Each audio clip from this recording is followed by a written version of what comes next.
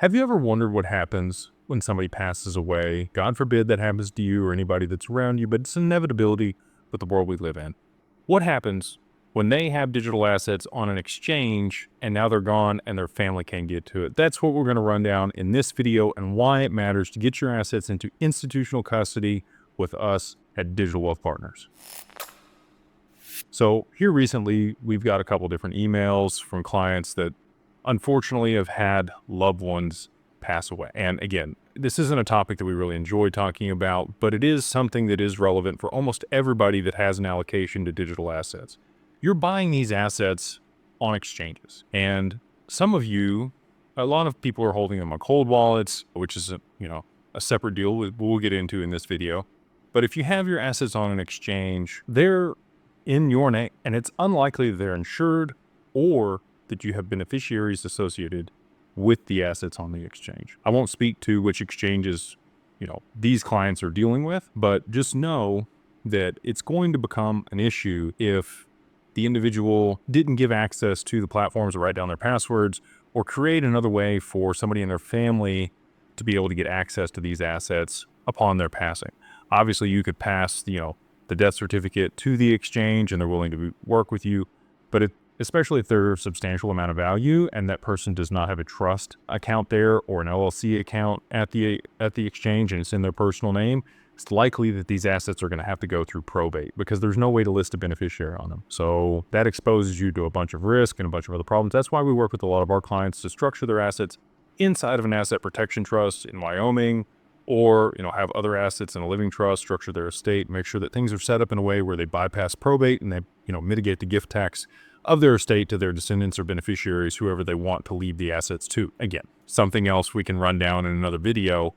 The main topic here that I want to stay focused on is why it's important to get your assets into institutional custody. So again, let's say you were, had the wherewithal to move the assets to a cold wallet and they're listed in your will. My wife has no clue. She would not be able to get the assets off of the cold wallet back to an exchange, cash out, do anything with them. She just has no interest. And that's been a commonality across most of the spouses that we've talked to in the space when dealing with our clients. Some of them are fortunate enough to have spouses that are excited about this asset class with them and know enough to be able to, make sure that they're taken care of or get access to the investments if something were to go wrong.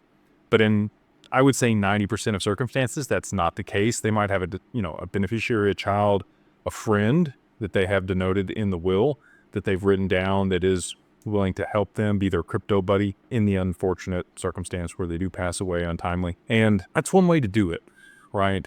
But it's a lot better. Like, you have a bank account. You probably have a beneficiary listed on your bank account. If you don't, I would suggest that you do. And go, make sure that your spouse or your loved one or somebody is listed on that bank account so that the asset or cash or CD or mutual funds that you're invested there at the bank get passed to the right person. If there is a beneficiary listed, that's who it goes to. You don't defer to the will. There's no probate. It just goes directly to the beneficiary list on the account. Same thing if you have investments at an investment bank, let's say Fidelity, Schwab, Goldman, any of these, they're going to have a beneficiary listed on the account. And that's who the assets are going to go to on the other side of your passing. They will call them up and say, hey, we've come to realize that this individual is no longer alive. Could you please provide us with the death certificate? You are listed as the beneficiary on this account. We would like to create you an account and be able to move the assets from this one to yours. But most of the time it would be an inherited account, an inherited IRA or an inherited 401k. And there are some things around that. So you get 10 years that can grow tax-free if it's an IRA or a Roth IRA before you do have to divest those assets or do something else with them, move them to another type of account. Anyway, I would always work with your estate planner, your tax attorney, or your CPA if you're dealing with that. If you do inherit some assets, make sure that you have professionals around you to mitigate the taxes and make sure you're doing everything on the up and up to be able to make sure that you don't have to owe most of what you inherited. But anyway, I digress. All of this is relevant when it comes to digital assets if you've moved your assets into institutional custody. So we provide that. At Digital Ascension Group, we are a multifamily office. We specialize in digital assets, and we have an SEC-registered RIA, which is Digital Wealth Partners. You can go to digitalwealthpartners.net and go check out all the services that we provide.